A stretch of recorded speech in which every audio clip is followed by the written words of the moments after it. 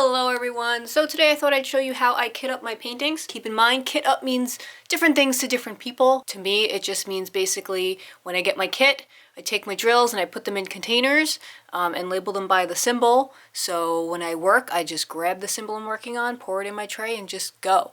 Some people it goes as far as preparing the canvas and taking off the clear plastic and putting parchment paper, but I'm not going to get into that. I'm just going to show you how I kit up and how I put my drills into containers to make my life easier. Do you have to do this? No. But it makes things go so much quicker and a lot less chance of making a mistake when you're actually doing it. So, first, most kits come with a sheet like this.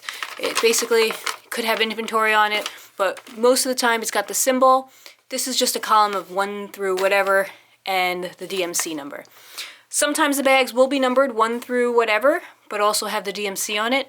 You always want to go by the DMC number, because that's a universal color code. So you're not going to make a mistake if you go by this. Sometimes these might be out of order or something, and you don't want to really go by that if the bag also has a DMC. So the bag has the DMC on it, go by the DMC. So we're going to be looking at these two numbers, this number and the symbol.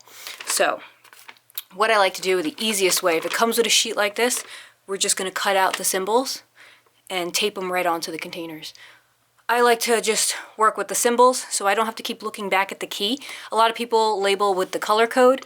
I know people label 1 through 10 and then just keep all their kits the same, but it's too much room for error for me. That means I have to look at the key every time to see what this number is and what symbol I'm using. I feel like it's easy to make a mistake, especially on a list with so many colors and you're always looking down the line to find the DMC, then look at the symbol, then get your stuff. So to me, label with the symbol. It's going to make your life so much easier. So most sheets come with a sheet like this. If it doesn't, then you would just basically draw your symbol on a little sticky label like this. I'll put a link in the description of similar ones you can find. But when it does, I basically just cut this out, put it on the container. Diamond Art Club actually comes with a sticker key. These are amazing. This is why I love this company.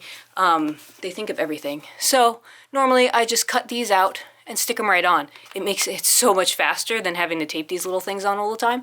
And then the new kits are also perforated, so it makes it even easier. So highly recommend Diamond Art Club. I have a link in the description. We'll get you a 15% off discount code, so in case you want to check them out. But anyway, what I'm going to do, I use these little TicTac containers. I love these because flip, pour, done, put it back. So I only work at one color at a time. Some people work with multiple trays. Again, recipe for disaster for me, so no.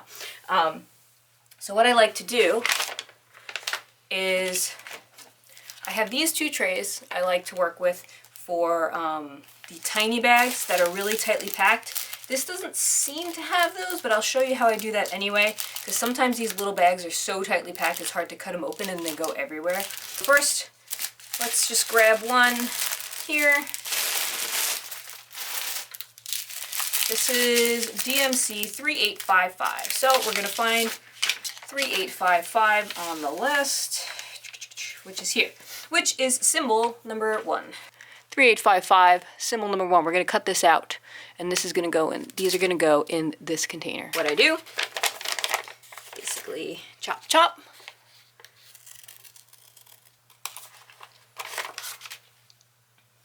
Obviously, keep in mind the numbers and stuff that you're doing, because you don't want to lose track of that. We're going to take a piece of Scotch tape, just a little tiny piece, and boom, we're all labeled and ready to go. So now, when I want to fill these containers, I like to work over a tray, so if I spill anything, it falls into the tray, mostly, and then I could just funnel that in, because sometimes you'll grab more than you mean to. So I take usually like 2 bags at a time, and I kind of get them down. These aren't as tight, but so this will be a little easier. So I'll fold them in half like that, cut off the top. Now from this, I should have done this first. These come right off, so it's easier to fill your containers this way. And then we just kind of shove that in there. See, I'll drop some so you can see. See, I dropped some, they fell in the tray, right back in. So you would continue to do that until your thing is full. You may need, extra containers, sometimes it fills multiple. This probably will. You can usually fit about 5 bags in one of these. If you really pack it, 4 is probably more comfortable. If you end up with ones where you need multiple containers for one color like this one, I highly suggest, I mean, I've done it before where I just didn't label them and it gets a little confusing. So I suggest just labeling your container with the symbol manually. And see, I don't like to use the entire label because it seems wasteful to me. So I will write that on there, cut it out, and put it on my new container, like that. And then you want a little garbage pail because you're gonna get a lot of plastic residue. So a lot of people also like to put the DMC on the containers, like I said. You could. My canvas has this key on it anyway, so I can just reference that when I go to DKit. The only reason you'd want the DMCs, if you need to double check something, but you won't really need to do that if, you know, you label properly with your symbols. Like, you don't need to look at the DMC. The only reason I sometimes do it is it's easier when I take it all out and store it, so I store it by the DMC number. But I don't think I'm going to do that for this one because I'm just being lazy, and it's already on the canvas, so when I finish the canvas, I'll just look at that for the symbol, that DMC, store it like that. So, I mean, that's pretty much it. That's the basic how you would do that. And then I'd put it back in the case. I organize these, like, a lot of the times the symbol have numbers and letters. I'll go 1 through 9, and then A through Z, and then I'll combine like symbols together, like triangles and X's and things like that. So I know where to look in my case. It's really easy. So again, when I want to go work, I'm going to do symbol number 1, grab number 1, pour it in my tray, do my dotting, pour it on back in. Yeah, I'm working really fast, so that's why I spilled these. But normally, if you're more careful, just like that. Or, worst case, if you're having a problem, take it off. You have a bigger space, put your stuff back in. Love these trays. So now I'm going to show you when these are the tightly packed ones and it's hard to kind of do them together. I use the 2 green trays. The flexible, the better. Some of these are more flexible than others, but when it's like this, it's easier to kind of funnel into your stuff. So what I do, I put them back to back like that. I will, if you can see, it kind of lines up in a way. Let me move this up so you can see better. So 4 of these kind of line up where you can kind of just dump them in.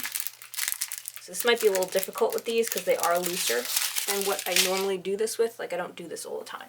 So what we do here,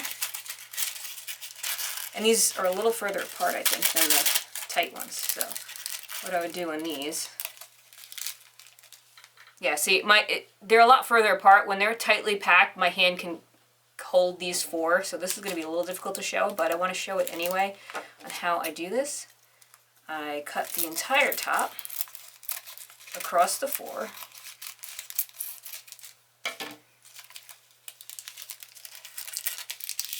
Dump them in the tray.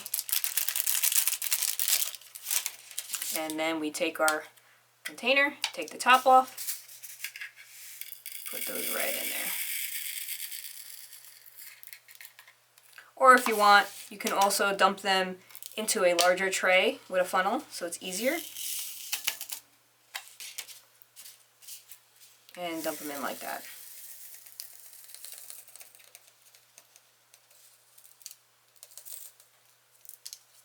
But again, those baggies kind of don't really need it because they're loosely packed and they're perforated. A lot of the times they're really tight and close together. But that's how I do the tight, close together ones. And see, that was 4 bags in there. You could probably get about 1 more in there too. If you shake it down, gives you some more space. So that's how I do that. Anyway, so hopefully that's helpful and explains what kitting up means and how some people do that. I'll have links in the description to all this, like most of the stuff that I've used here, so be sure to check that out, and that's about it. So thanks for watching. Please like, comment, subscribe, share, all that good stuff, and I'll see you next time. Bye!